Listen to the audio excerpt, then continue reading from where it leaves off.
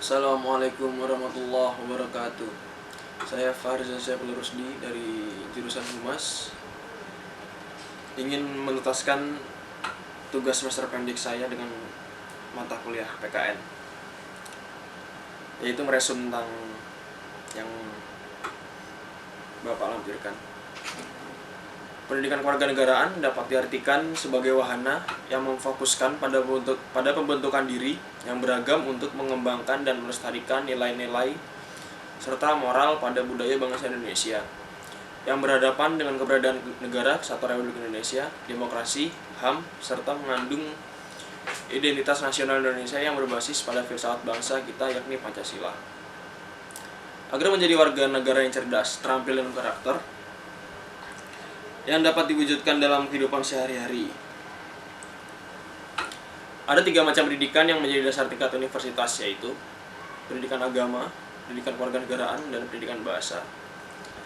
Di dalam berbagai negara ada beberapa istilah yang digunakan dalam pendidikan kewarganegaraan, yaitu yang pertama civic education, yang kedua citizen education, yang ketiga demokrasi education. Di Indonesia telah menggariskan bahwa pendidikan kewarganegaraan ini sebagai mata kuliah pengembangan kepribadian yang wajib diberikan kepada setiap fakultas, jurusan, ataupun program studi. Sebagaimana setiap negara di dunia telah menambahkan pendidikan kewarganegaraan pada filsafat bangsa masing-masing, begitupun Indonesia yang telah merumuskan pendidikan kewarganegaraan yang berbasis pada filsafat bangsa Indonesia, yakni Pancasila. Oleh karena itu, dengan adanya pendidikan kewarganegaraan diharapkan intelektual Indonesia memiliki dasar kepribadian sebagai warga negara yang demokratis, cerdas, bertanggung jawab, berkemanusiaan, serta keberadaban.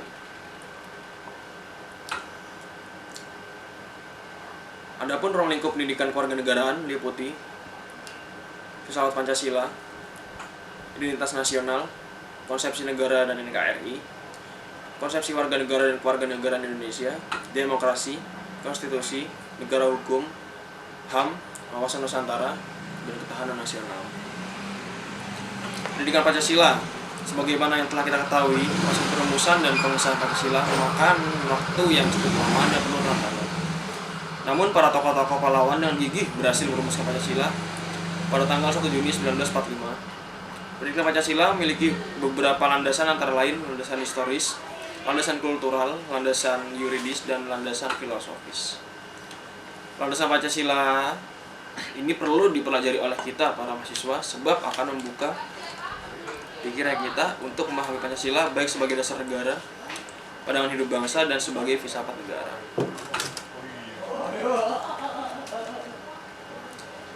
Identitas nasional. Identitas berasal dari kata dalam bahasa Inggris identity, yang berarti ciri-ciri, jati diri yang melekat pada orang atau sesuatu yang membedakan dengan yang lainnya. Sementara nasional yang artinya bangsa, maka identitas nasional itu merupakan sifat khas yang melekat pada suatu bangsa atau yang lebih dikenal sebagai kepribadian suatu bangsa.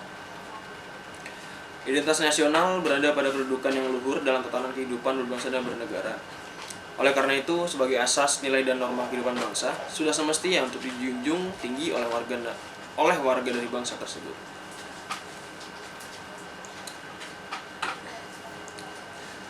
Identitas nasional merupakan ciri-ciri yang dapat membedakan negara Indonesia dengan negara lain. Akan tetapi, kepribadian bangsa Indonesia yang selama ini terkenal sebagai bangsa yang halus budinya, sopan dalam sikapnya, bertoleransi, memiliki solidaritas sosial yang peka, dan nasionalisme yang tinggi, lambat laun mulai terkikis oleh derasnya arus globalisasi dalam menghadapi globalisasi ataupun ancaman negatif globalisasi. Demokrasi. Demokrasi berasal dari bahasa Yunani demos yang berarti rakyat dan kratos yang berarti kekuasaan. Demokrasi adalah bentuk pemerintahan di mana rakyat memiliki posisi penting secara politik untuk mengendalikan urusan publik dalam suatu masyarakat. Adapun ciri untuk pemerintahan demokrasi adalah sebagai berikut: adanya keterlibatan warga negara, adanya pengakuan, adanya persamaan hak bagi seluruh warga negara, adanya lembaga, adanya kebebasan, adanya pers, adanya pemilihan umum, dan adanya pengakuan terhadap pembedaan keagamaan. Negara hukum. Negara adalah suatu organisasi kekuasaan yang yang terhadapnya memuat unsur-unsur adanya rakyat, wilayah, pemerintah yang berdaulat, serta adanya pengakuan dari bangsa-bangsa lain. Rule of law adalah satu doktrin hukum yang memulai muncul pada abad 19 bersama dengan kelahiran negara konstitusi dan demokrasi.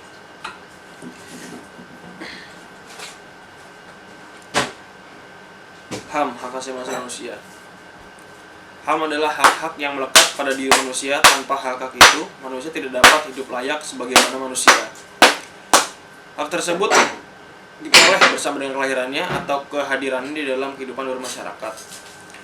HAM bersifat universal, berlaku di mana saja, kapan saja, dan untuk siapa saja, serta tidak tergantung dari pengakuan manusia lain, masyarakat lain, bahkan negara lain.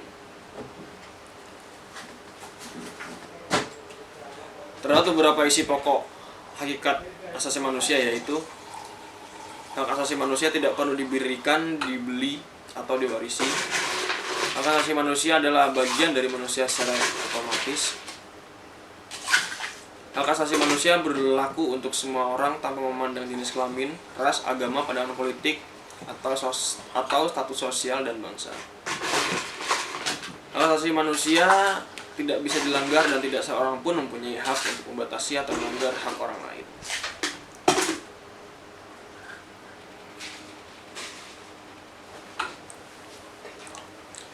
Wawasan Nusantara. Secara historis, wilayah Indonesia adalah wilayah bekas jajahan Belanda atau wilayah ex-Hindia Belanda. Wilayahnya berbentuk kepulauan, merupakan wilayah yang terpisah oleh laut, bebas, dan bukan merupakan suatu kesatuan. Buktinya ketentuan bahwa teritorial Hindia Belanda adanya adalah selebar 3 mil berdasarkan teritorial Zee en Maritime Kringen Ordonnance.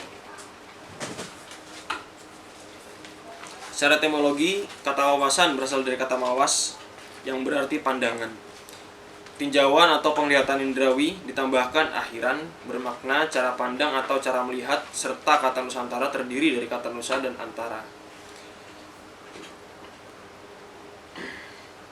Kata nusa berarti pulau, tahu kesatuan kepulauan, antara menunjukkan letak antara dua unsur.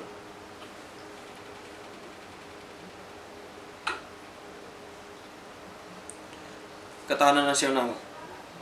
Secara konseptual, ketahanan nasional suatu bangsa ditelatar belakangi oleh yang pertama, kekuatan apa yang ada pada suatu bangsa dan negara sehingga ia mampu mempertahankan kelangsungan hidupnya.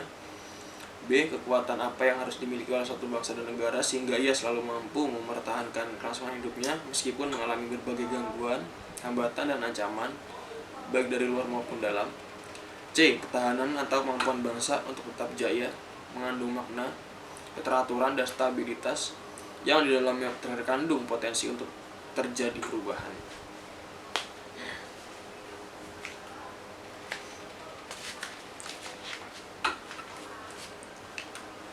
Negara Indonesia sebagai suatu negara yang memiliki letak geografis yang sangat strategis di Asia Tenggara. Oleh karena itu, di kawasan Asia Tenggara, Indonesia memiliki posisi yang sangat penting. Sehingga tidak menutup kemungkinan di era globalisasi ini menjadi perhatian banyak negara di dunia. Dan berdasarkan peranan dan posisi tersebut, maka tidak menutup kemungkinan akan merupakan ajang perebutan kepentingan kekuatan transnasional. Oleh karena itu, sebagai suatu negara, Indonesia harus mempertahankan dan mengembangkan ketahanan nasional. Sekian resum PKN dari saya. Kurang lebih mohon maaf. Assalamualaikum warahmatullahi wabarakatuh.